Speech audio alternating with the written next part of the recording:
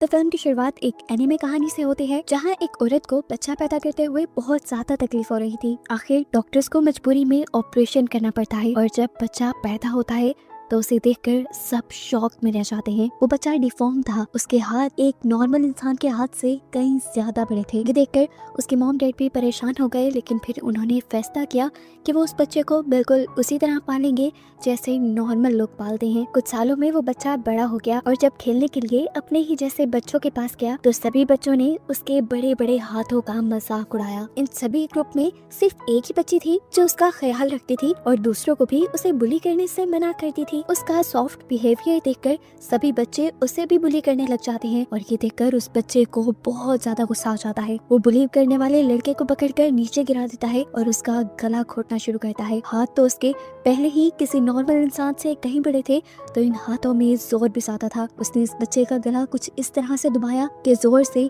उस बच्चे की आंखें ही पॉप होकर बाहर निकल गई और तभी से इस बच्चे का नाम पॉपाइज बन गया। उसके मॉम डैड को जब पता चला कि पॉपाइज ने ये किया है तो उन्होंने उसे बेसमेंट में बंद कर दिया, जहाँ एक दूसरे दरवाजे से उसे मिली एक दोस्त जो कौन थी, कहाँ से आई थी, पॉपाइज नहीं जानता था। लेकिन ये दोनों एक दूसरे से बातें करने लगे लेटर्स के जरिए और इनके दरमियान दोस्ती गहरी हो गई। खैर पता चला कि पॉपाइज के एक बच्चे को मारने की खबर अब पूरे टाउन में फैल चुकी थी। टाउन वाले लोग बहुत ज्यादा गुस्सा हो गए और उन्होंने फैसला किया कि वो पॉपाइज का घर ही जला देंगे। उनका घर जलने की वजह से पॉपाई के मॉम डैड की वहीं पर मौत हो गई। पॉपाई ने अपने बेसमेंट वाली दोस्त से पूछा कि उसे अब क्या करना चाहिए। दोस्त ने कहा कि तुम अपनी जान बचाकर यहाँ से भाग जाओ, मैं यहाँ पर सेफ रहूंगी। उसकी बात मानते हुए पॉपाई घर से बाहर निकल आया और उसे देखते ही लोग उसके पीछे पड़ गए। पॉपाई भागते हुए एक लेक तक चला गया और जब लोग यहाँ पर पहुंचे तो उन्होंने देखा कि पॉपाई नदी में डूब चुका था। वजन ज्यादा होने की वजह से वो तैर नहीं पाया और नीचे गिरता चला गया और यहाँ सब लोगों को लगा कि पॉपाई मर चुका है और किसी ने भी उसकी लाश को निकालने तक की कोशिश नहीं की और सब यहाँ से चले गए। खैर अब 15 साल का वक्त इस कहानी में गुजर जाता है और ओरिजिनल मूवी स्टार्ट हो जाती है। हम 3 यूट्यूबर्स को देखते हैं जो पॉपाइज के घर के पास ही अपनी हॉन्टिंग वीडियो शूट करने के लिए आए हुए थे। ये लोग वीडियो बनाना शुरू करते हैं तो यूट्यूबर बताती है कि पॉपाइज के मरने के 15 साल बाद कई लोगों ने क्लेम किया है कि उन्हें जिंदा पॉपाइज यहाँ पर दिखा है। उसे एक बार नहीं कई बार यहाँ देखा गया है और माना जाता है कि वो हर बार फॉग में ही आता है और फॉग में ही चला जाता है। ये रिकॉर्डिंग करते हुए अचानक से कैमरामैन रिकॉर्डिंग बंद कर देती है क्योंकि उसने वीडियो में देखा था कि पीछे से कोई खड़ा हुआ इन तीनों को घूर रहा था। वो घबरा गई थी लेकिन उसके दोनों साथी उसकी बात नहीं मानते। अब वो लड़का इनसे कहता है अब हम पॉपाई के घर के अंदर जाएंगे और उसके पूरे घर को रिकॉर्ड करते हुए उसकी कहानी बताएंगे। कैमरामैन अंदर जाने से मना कर देती है क्योंकि उससे तो बहुत डर लग रहा था। कि बात मानते हुए ये दोनों अंदर चले गए, ये कहते हुए कि अगर तुम्हें बाहर कोई भी गड़बड़ लगे तो तुम हमें आवाज दे देना। अंदर जाकर इन्होंने कैमरा ऑन करके रख दिया रिकॉर्डिंग के लिए और ये दोनों आपस में ही मसरूफ हो जाते हैं। बाहर इनकी कैमरा वुमन भी खड़ी थी जिससे जब अपने करीब से डरावनी आवाजें आती हैं तो वो इन्हें रिकॉर्ड करने लग जाती है और इन आवाजों में किसी के चलने की आवाजें भी थी। ये पॉपाइज ही था जो एकदम से पीछे से उसके ऊपर वार कर देता है जिससे इस लड़की को ज्यादा नुकसान नहीं होता। वो नीचे की तरफ गिर जाती है और जब अपनी आंखों से पॉपाइज को देखती है तो उसका डर से हाल बुरा हो जाता है। यहाँ पर पॉपाइज अपना पाँव उस लड़की के सर पे रख देता है जिससे लड़की का सर क्रैश होकर उसकी वहीं पर मौत हो जाती है।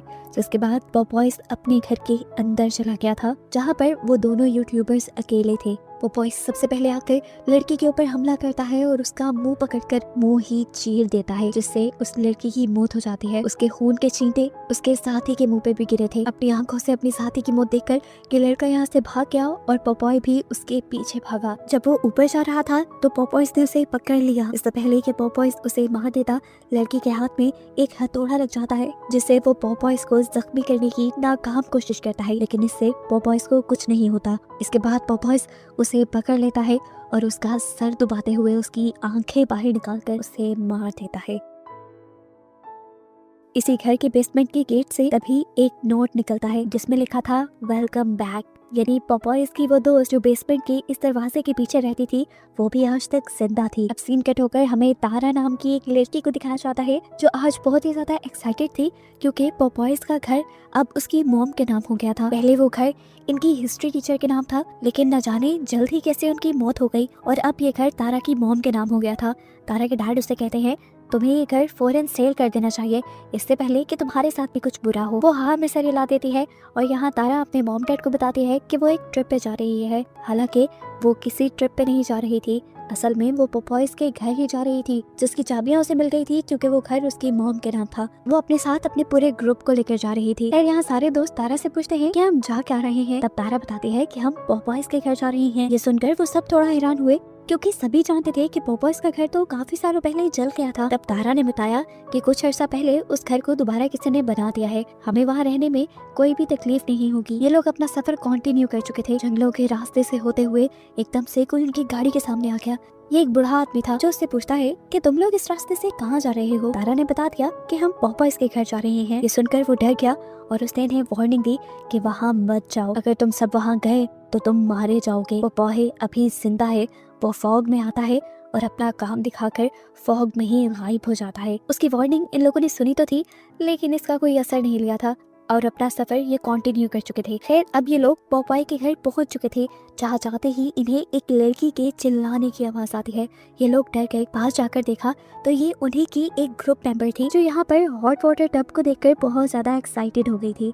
सब उसे देखकर थोड़ा रिलैक्स हुए, लेकिन फिर इन्होंने नोटिस किया कि इनके फोन में सिग्नल्स भी नहीं आ रहे थे। तारा ने इन सबसे कहा रिलैक्स रहें, थोड़ी देर में सिग्नल्स आ जाएंगे, ये इलाका ऐसा ही है, सिग्नल्स आते जाते रहते हैं। इन्हें अभी तक किसी खतरे का अंदाजा हुआ ही नहीं था। जो खतरा लेक के किनारे भी आ चुका था, यानी कि पोपॉयज। कुछ देर बाद तारा को पता चलता है कि यहाँ अगले एक हफ्ते तक फॉग रहने वाली है और फॉग में इस इलाके में सफर करना बहुत ही ज्यादा खतरनाक हो सकता था। तो तारा के बॉयफ्रेंड ने उसे रिलैक्स किया और कहा कोई बात नहीं, हम एक हफ्ते तक यहाँ पर चिल करेंगे। अब सीन कट होकर हमें उस ओल्ड मैन को दिखाया जाता है जो इनको रास्ते में मिला था और वार्निंग दे रहा था कि पोपॉयज के घर ना जाना। वो खुद लेक के किनारे बैठा अभी मछली ही पकड़ रहा था कि एकदम से उसे अपने पीछे किसी की आहट सुनाई दी। उसने पीछे मुड़कर देखा तो पोपॉयज आ चुका था जो उसके गले को पकड़कर दुबाते हुए उसे भी जान से मार डालता है। सीन कट होकर हम तारा के घर पर तारा की मॉम को देखते हैं, जिनसे मिलने के लिए उनकी एक फ्रेंड आई है। उनका भी बेटा तारा के साथ गया हुआ था ट्रिप पर। उनके पास एक बहुत ही डरावनी खबर थी कि पोपॉयज वापस आ चुका है। न्यूज़पेपर में उसके फोटोज भी छपे थे और ये लोग इस बात को भी जान गए थे कि इनके बच्चे कहीं और नहीं बल्कि पोपॉयज के घर ही गए हैं, यानी उनकी जान खतरे में थी और ये लोग अब उनकी जान बचाने का फैसला करते हैं। इधर बिनी नाम की लड़की के पास उसका एक फ्रेंड आता है वाइन की बोतल लेकर। ये दोनों अभी बातें ही कर रहे थे कि एकदम से इनके दरवाजे की विंडो पर एक भयानक औरत आ गई, जिसे देखकर ये दोनों डर गए। इन्होंने दरवाजा खोला और वो औरत इनके बिना परमिशन इनके घर के अंदर आ गई। वो लड़की इन लोगों से कहती है पोपॉयज वापस आ गया है और वो तुम सब से अपना बदला लेगा। कैसा बदला, इन लोगों की समझ में नहीं आया। ये बात वो पूछना चाहते थे पर वो औरत वहाँ से चली गई और तारा उसके पीछे भागी। तारा ने जब उसे रोका तो लड़की ने बताया कि पोपॉयज सिर्फ तुम्हारे ही पीछे आया है। ये कहते ही वो वहाँ से चली गई। यहाँ दिखाया जाता है कि तारा की मॉम कॉन्टिन्यूसली तारा को कांटेक्ट करने की कोशिश कर रही थी और उसको ये बताने की कोशिश कर रही थी कि वो लोग एक बहुत बड़ी मुसीबत में फंसने वाले हैं, लेकिन उनका कांटेक्ट तारा से नहीं हो पाता। जबकि यहाँ हम तारा को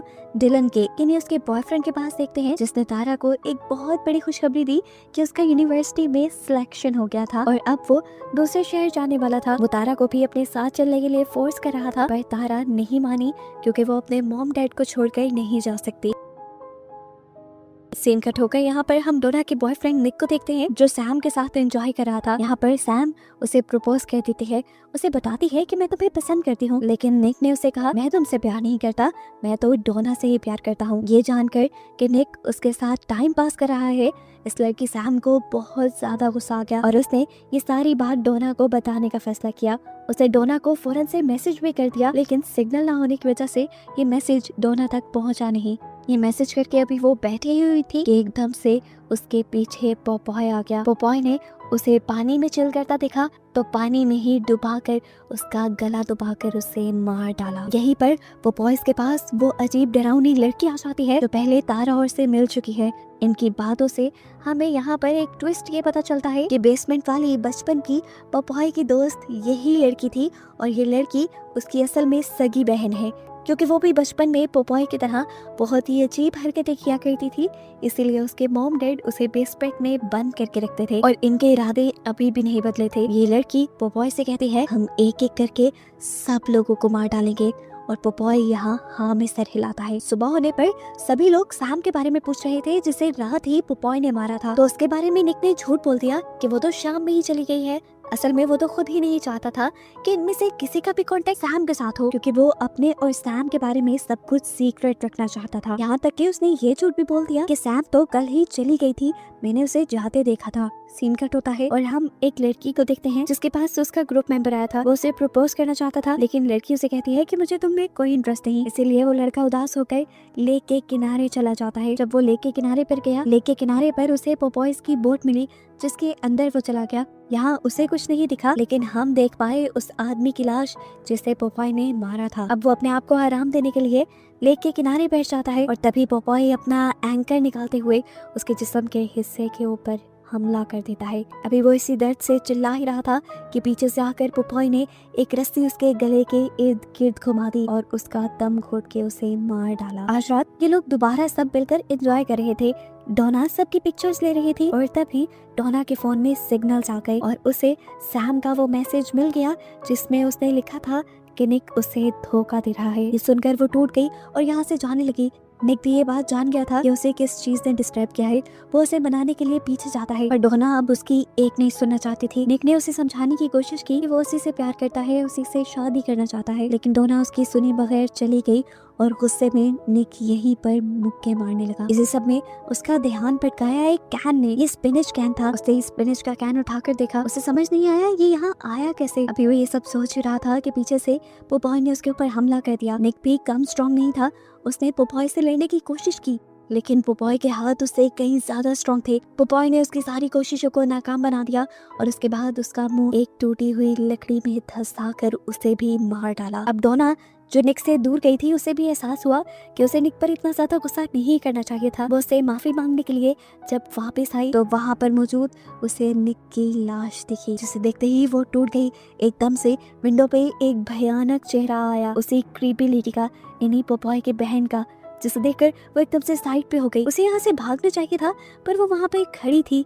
वो तब तक खड़ी रही जब तक पोपॉय उसे मारने के लिए सामने नहीं आ गया। उसे देखते ही अब वो भागी। जंगल में पहुँचते ही उसने जोर से चीख मारी और उसके दोस्त ये चीख सुनकर चौंक गए। तारा और उसके साथियों ने डोना को ढूंढने का फैसला किया। यहाँ दिखाया जाता है कि डोना भागते हुए एक जाल के अंदर आ गई, जबकि दूसरी तरफ तारा, उसका फ्रेंड डिलन और उनकी तीसरी साथी, वो तीनों मिलकर डोना को ही ढूंढ रहे थे। ये सब करते हुए तारा को एक पिक्चर मिली जो उनकी पुरानी क्लास की थी। इसमें उसकी मॉम और डिलन की मॉम भी थी, क्योंकि वो दोनों ही सेम स्कूल में पढ़ाया करती थी। इस पिक्चर को देखकर ये लोग ये बात जान गए कि ये सभी चीजें आपस में कनेक्टेड हैं। अभी ये लोग ये बातें कर ही रहे थे कि इन्हें दोबारा अपनी साथी यानी डोना की चिल्लाने की आवाज आई और इन्होंने देखा कि पोपॉय ने डोना को एक जाल में बांधा हुआ था और एक थ्रेशर कटर से उसको काट डाला। ये सब अपनी आंखों से देखकर ये लोग चौंक गए। कैथी तो बहुत ज्यादा घबरा गई। यहाँ तक कि जब ये लोग बचकर भागने की कोशिश कर रहे थे तो कैथी गिर गई। इससे पहले कि पोपॉयज उसके पास आता, इनके पास कोई गाड़ी आकर रुकती है जिसके अंदर तारा के मॉम, डैड और डिलन की मॉम थी जो अपने बच्चों को यहाँ बचाने आए थे। इन तीनों को यहाँ देखते ही पोपॉय जैसे गुस्से से पागल हो गया। उसने डिलन की मॉम को पकड़ा और उसके गर्दन के इर्द गिर्द एक फंदा फंसाते हुए उसे मार डाला। तारा की मॉम और उसके डैड ये सब देखकर बहुत ज्यादा दुखी हो गए और भागते हुए उन्होंने ये बात जाकर डिलन को बताई कि उसकी मॉम अब इस दुनिया में नहीं रही और इन्हें भी जल्द ही बचकर यहाँ से भागना होगा, नहीं तो पोपॉयज इन्हें भी मार डालेगा। कैथी जो अभी इन सब के पीछे थी वो जल्दी से इन लोगों की कार पे बैठकर यहाँ से भागने की कोशिश करती है, लेकिन तभी पोपॉयज यहाँ पर आ जाता है और अपने भारी बड़े बड़े हाथों से वो कार को ही उठाकर पलटा देता है। कार के इंजन से पेट्रोल लीक होने लग जाता है, जिसमें आग लगाकर पोपॉय इस कार के साथ साथ कैथी को भी जलाकर मार देता है। इस टाइम हम देखते हैं कि तारा की मॉम और डिलन एक रूम में थे। तारा उनसे पूछती है आखिर ये सब चल क्या रहा है, तो तारा की मॉम यहाँ पर सारी कहानी का प्लॉट रिवील करती है। ये बात है आज से 15 साल पहले की, जब पोपॉय भी आम बच्चों के साथ इसी टाउन में रहता था। वो देखने में सबसे अलग था, इसीलिए सारे बच्चे उसे बुली किया करते थे और सिर्फ एक तारा ही थी जो उसका हमेशा साथ देती थी। यानी मूवी के स्टार्ट पे हमने जिस छोटी बच्ची को देखा था जिसे पोपॉय का साथ देने पर बाकी बच्चे बुली करने लगे थे, वो तारा ही थी। लेकिन बाकी बच्चों ने उसके साथ बहुत ही बुरा किया। एक दिन जब ये बच्चे तारा को बुली करने लगे तो पोपॉय को बहुत बुरा लगा और उसने एक बच्चे को ही मार डाला। और जैसे ही ये बात टाउन वालों को पता चली तो टाउन वालों ने आकर उसके घर पर धावा बोल दिया, जिसमें उसके मॉम डैड मारे गए। लेकिन पोपॉय भाग निकला और अब वो अपने मॉम डैड का और अपनी इज्जत का बदला लेने के लिए यहाँ आया है। वो उन सारे बच्चों को ही मार डालेगा जिनकी वजह से ये पोजीशन उसके ऊपर आई थी। तारा की मॉम बताती हैं कि पोपॉयज के मॉम डैड के मर जाने के बाद ये घर इनहेरिटेंस में ले लिया गया था। यानी सोसाइटी वालों ने फैसला किया था कि ये घर सोसाइटी के ही किसी मेंबर के पास जाता रहेगा, वो भी अल्फाबेटिकल ऑर्डर में। लेकिन जिसके पास भी ये घर जाता वो इंसान कुछ ही अरसे में मारा जाता और अब ये घर उनके नाम हुआ था। इसीलिए तो वो इस घर को जल्दी बेचना चाहते थे। इसीलिए वो चाहती थी कि तारा हमेशा इस घर से दूर रहे ताकि उसकी जान सेफ रहे। अभी ये लोग बात ही कर रहे थे कि बाहर दोबारा पोपॉय की बहन आ गई, जिसने आते ही तारा के डैड के ऊपर हमला करके उन्हें मार डाला। उसके हाथ में एक चाकू था जिससे उसने तारा के डैड को स्टैब किया था और अब वो दरवाजा तोड़ के अंदर आ गई। तारा के सामने खड़े होकर उसने तारा से कहा कि पोपॉय सिर्फ तुम्हें पसंद करता है और तुम्हारे अलावा वो सबको मार डालेगा। ये कहते ही उसने अब तारा की मोम के ऊपर अपनी चाकू से स्टैब करके हमला कर दिया। तारा की मोम जख्मी हो गई कि देखकर तारा को भी गुस्सा आया और उसने पास पड़ा कैरोसिन ऑयल उसके ऊपर छिड़क दिया। वो लड़की चिल्लाने लगी और ये लोग मौका देखकर यहाँ से भाग गई। गुस्से में ये औरत अब उनके पीछे भागी थी और उसने तारा को पकड़ भी लिया। वो तारा के ऊपर आ गई। इससे पहले कि वो तारा को स्टैब करके मार देती, पीछे से डिलन वहाँ पर आग लगा देता है। कैरोसिन ऑयल उसके ऊपर पहले ही डला हुआ था। आग तेजी से भड़क गई और वो लड़की मारी गई। वो बॉय जब तक यहाँ पर आया उसकी बहन मर चुकी थी। ये देखकर वो गम और गुस्से से पागल हो गया। उसके सामने इस टाइम तारा की मॉम थी। उसे लगा कि इसी ने उसकी बहन के साथ ये सब किया है, इसीलिए उसने पीछे से पकड़कर उसकी मॉम का गला दबाते हुए उसे मार दिया। और तारा ने जब ये सब देखा तो वो टूट गई। पोपॉय ने अब डिलन के ऊपर भी हमला कर दिया था। वो डिलन को इससे पहले कि मार देता, तारा ने होशियारी दिखाई और एक ट्रक के ऊपर चढ़कर उसे चलाते हुए उसने पोपॉय के ऊपर चढ़ा दिया, जिससे पोपॉय मर गया और ये दोनों बच गए। इतने सारे लोगों में सिर्फ ये 2 लोग ही बचे थे। अब तक सुबह भी हो चुकी थी। ये लोग टाउन से बाहर जाने की प्लानिंग ही कर रहे थे, लेकिन उससे पहले ही पोपॉय दोबारा से आ गया और उसने अब तारा को पकड़ लिया। और बस यही दिखाते हुए ये कहानी यहाँ खत्म हो गई।